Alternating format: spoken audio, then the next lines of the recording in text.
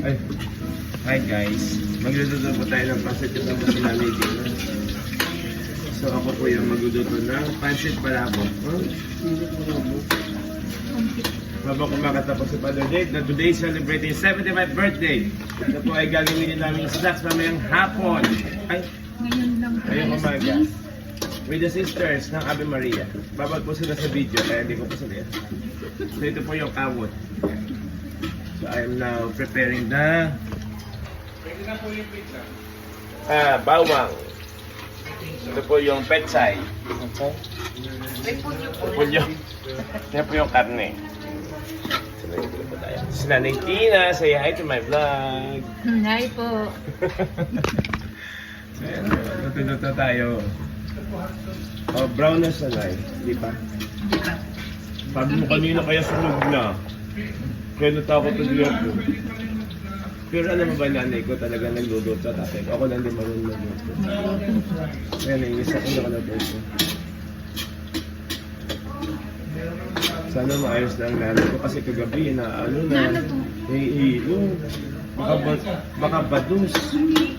Upsintay ulo, badus. Biglang ko na. Cinta. Ulo.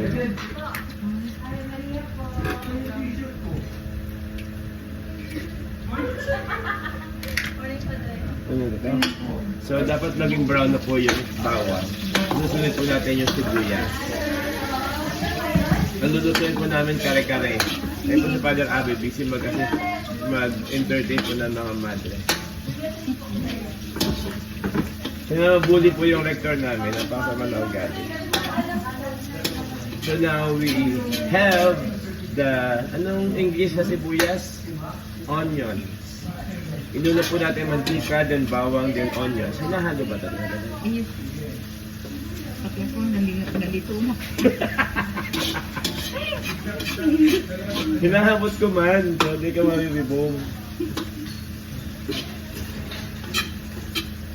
At saan pa po yung schedule ko? May bunyag po pa dyan, saka may inisi sa gata. Akala ko may kasama. May makasal. Dito mo na. Dito.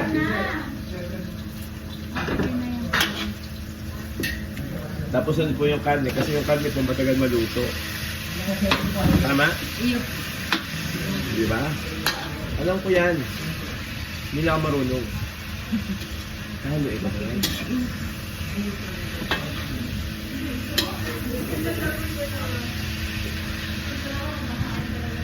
Hindi niya na talaga ako. Pangit naman. Takot naman ako sa'yo. Yung mabuli yan, oh.